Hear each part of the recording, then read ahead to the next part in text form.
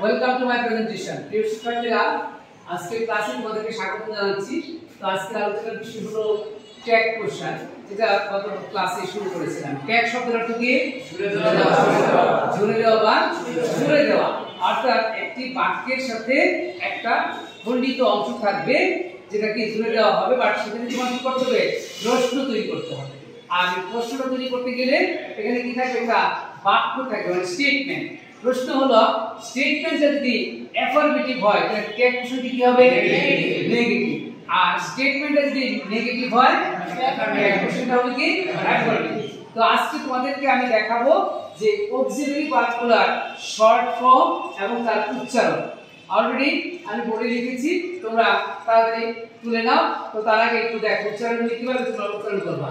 খেয়াল করতে হবে এম নট, এটা ট্যাগ কোশ্চেনের ক্ষেত্রে হবে কিন্তু কি আরেঞ্জ অথবা এইঞ্জ। ভালো করে খেয়াল করো, কারণ আই এম নট এখানে কিন্তু এম নট কে তুমি কিন্তু কি করতে পারবে না, ট্যাগ কোশ্চেনের ভার্ব হিসেবে ইউজ করতে পারবে না। করতে হবে আরেঞ্জ অথবা এইঞ্জ। Is not isn't, are not aren't, was not wasn't, were not weren't, have not haven't, has not hasn't, had not hadn't, shall not shan't, will not won't। এখানে তোমাকে ভালো করে খেয়াল রাখতে হবে, এই shall এবং will যদি অক্সিলারি ভার্ব হিসেবে থাকে আর যদি সেটা ট্যাগ কোশ্চেন নেগেটিভ করতে হয়, সেক্ষেত্রে কি হবে? shall not K shan't, will not K won't, do not don't, does not doesn't, did not didn't, should not shouldn't, would not wouldn't, cannot can't, could not couldn't, may not mayn't, might not mightn't, must not mustn't, need not needn't, use not usen't, ought not oughtn't, dare not daren't। তো এইভাবে তোমরা কিন্তু উচ্চারণগুলো ভাষায় practice করবে, এবং এটা শুধু tag কোশ্চেনে তা না, ইংরেজি যখন তোমরা বাক্যের মধ্যে ইউজ করবা সেই ক্ষেত্রেও কিন্তু কি নেগেটিভ ফর্মে তোমরা কিন্তু কি এইভাবে বলার চেষ্টা করবে। কারণ কি একজন ইংরেজ যখন কথা বলে তখন সে কখনোই কিন্তু কি ডু নট বলে না, ক্যান নট বলে না, সে বলে কি ডোন্ট, কান্ট। ক্লিয়ার? এরপরে তোমাদেরকে আরেকটা জিনিস হলো শর্ট ফর্ম টু, অর্থাৎ সেখানে দেখাবো কোন কোন ভার্বের আরো শর্ট ফর্ম আছে, অর্থাৎ অ্যাফারমেটিভের শর্ট ফর্ম কিভাবে হবে সেটা সম্পর্কে আমি তোমাদের সামনে তুলে ধরব। প্রিয় শিক্ষার্থীরা, এখন তোমাদের সামনে আমি তুলে ধরেছি শর্ট ফর্ম টু, অর্থাৎ যে ইংরেজি প্যাসেজ পড়ার সময়, পত্রিকা পড়ার সময়, ম্যাগাজিন পড়ার সময় দেখবা যে কিছু ভার্ব আছে যাদের পূর্ণরূপ লেখা হয় না, অর্থাৎ কি এম এটাকে লেখা হয় অ্যাপোস্ট্রফি আই, অর্থাৎ উচ্চারণ হবে কি আমি, আন্ডারস্ট্যান্ড। তারপরে is apostrophe s, his, she's, prince, understand.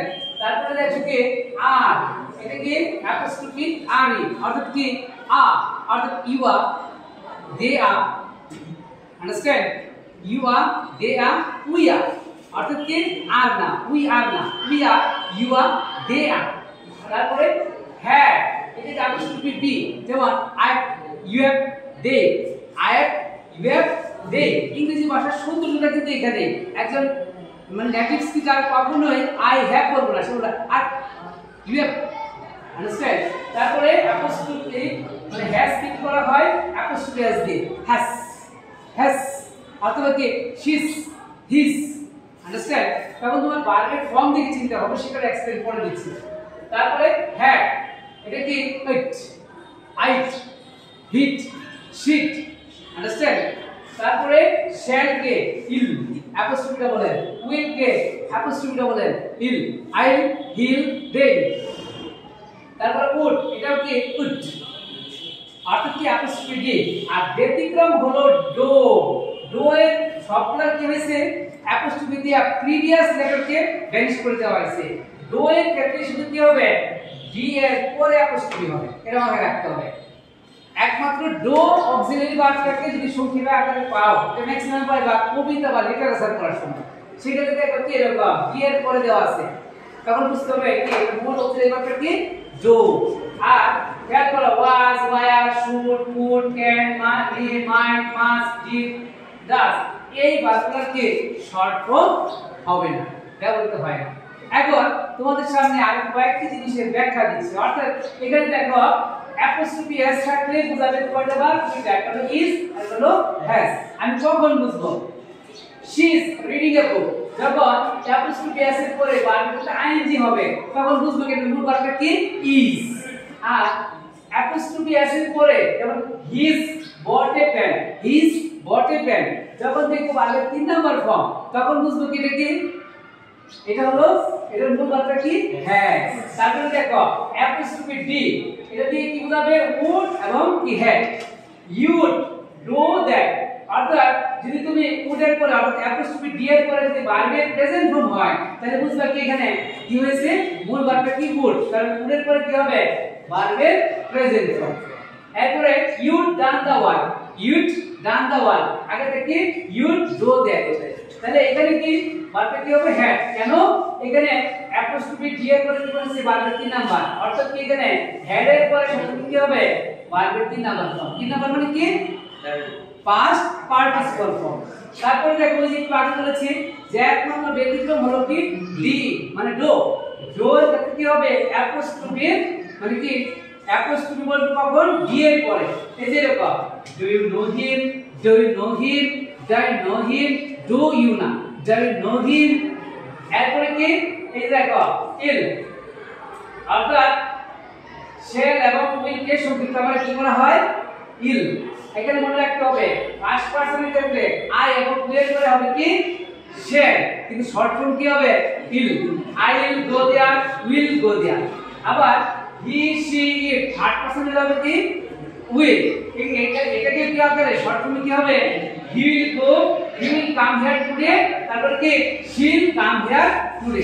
খেয়াল করো যখনই দেখবো কি হি বা শি পরে ডবল এর তখন বুঝতে হবে এটা মূল ভার্বটা কি? উইল। আর আই উইল এর পরে যদি এরকম থাকে তাহলে বুঝতে হবে মূল ভার্বটা কি? শ্যাল। আন্ডারস্ট্যান্ড? আর সবচেয়ে লক্ষণীয় বিষয় আরেকটা বিষয় হলো কি হ্যাভ যখন প্রিন্সিপাল ভার্ব হিসেবে বলবে, হ্যাভ কি প্রিন্সিপাল ভার্ব, অর্থাৎ হ্যাভ এর পরে কোনো ভার্ব নেই তখন এই হ্যাভ এর কিন্তু কি শর্ট ফর্ম হবে না।